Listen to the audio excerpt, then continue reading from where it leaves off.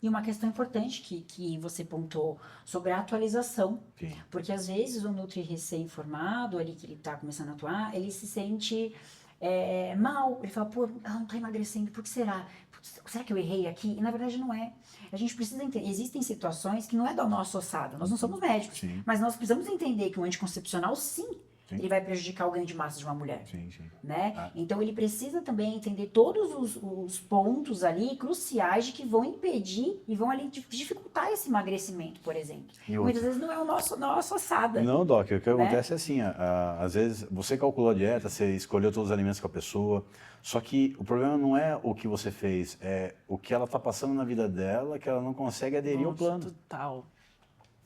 Não adere ao plano. Tipo, nada contra, não vou criticar ela. Só que assim, não tá funcionando, não é porque você errou, é porque ela combinou uma coisa com você, mas na hora que chegou na vida dela, ela não consegue aplicar. Exato. E aí não tem como, né? Então você tem que, não, volta, vamos conversar, vamos reajustar a dieta, o que você acha que dá certo. Então assim, por exemplo, impor número de refeições. É errado. Exatamente. Comer de 3 em 3 é para pessoas que são atletas, que precisam comer 8.000 calorias por dia. Eu tô no consultório, eu não consigo comer essa tarde. Entendeu? Por que não 4 para facilitar a vida da pessoa? Ou, quando eu fui para Dubai dar aula, os caras estavam no Ramadã, o cara comia depois das 6 da tarde. Comia 3 refeições. E vai falar que tá errado? É a religião dele, Entendeu? né? Você é louco? Então, assim, se tem um valor calórico proposto e você organiza 3, 4 ou 5 refeições, é a aderência da pessoa que vai falar se vai dar certo ou não. Não é uma imposição, na verdade. Então, assim, a pessoa não tem tempo de ficar comendo toda hora. Então, pô, café, almoço, lanche da tarde e jantar, começa por aí. Aí daqui a pouco ela vai começar a pegar a percepção do que funciona para ela. Você vai lá e ajusta. Põe uma ceia a mais para ela dormir melhor. Então, não é uma coisa seca, né? Tipo, é isso aqui, acabou, come aí e fica quieto. Não, nutrição esportiva, bem como nutrição clínica, tem essa questão de adaptar a dieta à pessoa, né? É muito importante. Nossa, que ponto muito interessante que vocês trouxeram sobre... eu, como paciente, nunca tinha ouvido isso. Do Nutri ter medo de estar errando também. Eu sempre tenho o lado do paciente, né? Não, mas faz muito sentido. E agora, por exemplo, a gente estava falando aqui antes do podcast começar sobre as dietas da moda. A dieta da Virgínia de 20 ovos, a dieta da Graciane de 40 ovos. E eu acho que muitos pacientes devem ir para vocês que querem ficar com o corpo da Virgínia, que tem lipoled, ou o corpo da Graciane, enfim. E deve, às vezes, confiar mais, né? Você estava falando das blogueiras, das influencers, do que no nutricionista. Vocês veem muito isso no consultório de vocês? Acontece bastante.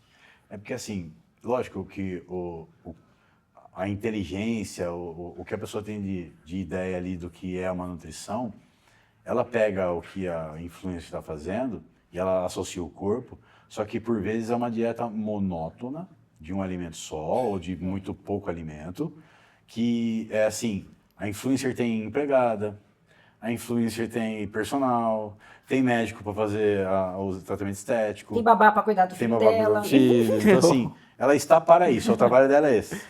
Aí pega uma mulher, por exemplo, que tem que acordar às 5 da manhã, pegar a condução, não conseguiu fazer o cardio em jejum dela de manhã, aí ela adapta com uma marmitinha na rua, então assim, ela vai se frustrar e ela vai tentar fazer a dieta do ovo.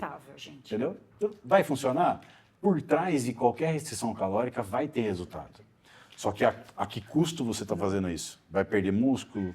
Você vai ficar com o intestino ressecado? Será que você restringir a dieta ao longo do dia não vai fazer você comer o pé da mesa à noite de fome, que é o que mais acontece? Oscilações de humor. À tarde é o horário da formiga, né, meninas? Tipo, entre 4 e 6 ali. Não, depende da menina. O meu é todo dia, 24 horas, à noite, de manhã, tarde, noite, ceia, de ref 1, ref 5, todos. É porque, classicamente, na clínica, a gente faz uma anamnese na pessoa. Então, assim, a pessoa nunca fez dieta, ela sai de casa sem muita fome. Não, total. Né? Tipo, um cafezinho preto, um pouco de manteiga e vai pra rua. Aí, no intervalo do escritório, belisca umas bolachinhas. Aí, no almoço, não, eu tô fazendo dieta, vou cortar o carbo. Total. É salada de frango.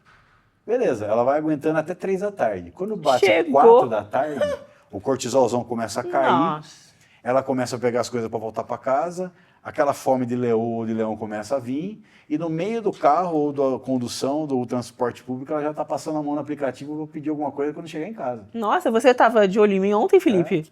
É a síndrome do comer noturno. Todos os dias. É. E é muita mulher. E aí no dia seguinte a gente se arrepende. Eu sou a compulsão alimentar em pessoa, bulimia, tem diversos transtornos. E aí no dia seguinte a gente se arrepende. Você mudou eu mudei, demais. que eu tô com uma Nutri agora que Não, que não é isso. com a corpo, não, mas ela Aprendeu sim, total. os erros, que é isso Mas que a gente tem que é- mostrar, onde está errando. Sim. Mas aí eu tinha compulsão alimentar fazia isso. Café da manhã, 3 claras, porque a gema engorda. Almoço, salada, ó, nem, sem sal, né? Porque sal retém. Com franguinho. Chega à noite, bis, Nutella, não sei o quê. No dia seguinte se arrepende. Engordei muito, tô de dieta. Ovo, 3 claras. É um ciclo vicioso que a gente nunca sai disso. E você fala muito disso no seu Instagram, eu vi você falando também disso. Porque é uma prática de consultório. É Vocês estão uma dor acostumados, né? recorrente. Tipo, sentou na frente, você vê como que é o hábito da pessoa, basicamente é isso. É a síndrome do comer noturno. Cientificamente está provado já. Olha, é mesmo? O sistema nervoso central vai deprivando. À noite, Interessante. como o cérebro ele tem ali, ele rouba, entre aspas, do corpo, do metabolismo basal, 20% do valor energético. Então, assim, se você comeu pouco ao longo do dia, à noite ele te cobra. E ele não vai cobrar de brócolis, ele vai cobrar de coisa altamente gostosa, né? Uma alimentação mais indulgente, um comer hedônico. Então, você se permite. Eu mereço, trabalho o dia inteiro. Então a ciência já explicou que é normal a gente querer comer mais e comer doce à noite. Assim, é normal do ser humano quando ele tem uma dieta desregrada ao longo do dia. Interessante. Porque o sistema pede, né? Se você não está fazendo uma dieta cetogênica, o teu cérebro consome 20% do carboidrato do dia do seu. É 100 gramas de carbo para ele. Se você não comer isso, ele te cobra à noite. E é o pior horário. Você está em casa, você acabou de tomar um banho, televisão, você come 300 calorias a mais sem perceber. Ou comer com a mão, que é o comer hedônico, de beliscar as coisas. Amo. Automático, né? Eu amo. Parece pipoca. O maior costume dos meus Adoro. pacientes é cortar o carboidrato. As pessoas têm um medo do Padrão, carboidrato. sim. Nossa primeira via de energia. Né? Fica sem carboidrato um dia e fora com alguém. É que aí começa a questão... de Ai, agora eu quero polêmica. Vai, Da vai, low vai. carb. Dieta cetogênica. Dieta cetogênica, vai, fala. Vamos lá. E low carb. Porque assim, são situações que a pessoa se encontra e que se ela fizer uma dieta que tem menos carboidrato e mais gordura, ela vai emagrecer, mas não que o cortar o carbo é o segredo, é que ela está restringindo caloria por trás. Déficit. Sim. Pronto.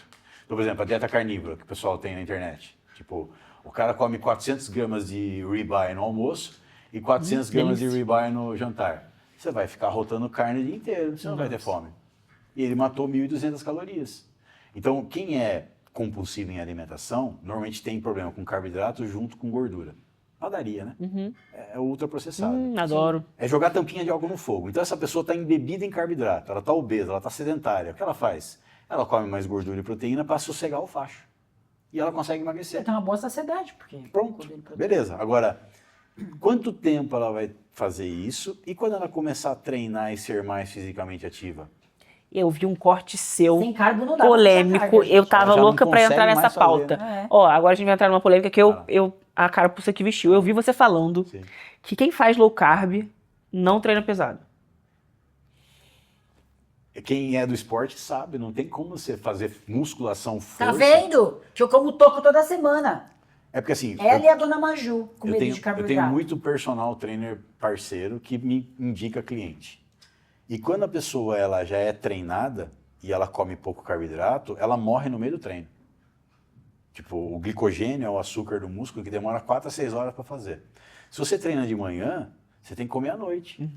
Então, é o primeiro ponto. Se você treina agora à noite, 6 da noite, 7 da noite, você teve que ter 3, 4 refeições boas de carboidrato para você chegar com ele pronto aqui no glicogênio na academia. Então, doutor, pode treinar em jejum? Eu treino de manhã em jejum, só que Tá. a minha refeição pré-treino é minha ceia Entendi. com banana, aveia e whey. Ah, legal. Entendeu? Eu não corto carbo à noite. Por quê? O carbo à noite cortado atrapalha o sono. O triptofano, né, que vira serotonina e vira, no caso, depois melatonina, se você não come carboidrato, você não faz a produção de melatonina direito. E você não dorme direito. Exatamente. Então, E quem treina em jejum não vai ter energia pro dia seguinte. é tudo linkado. Então, lógico, tem atleta que treina em jejum, ou faz uma dieta low carb, mas para dar aquela finalização de secar muito. Mas ele não está procurando ter uma performance no treino. Ele está gastando uma caloria.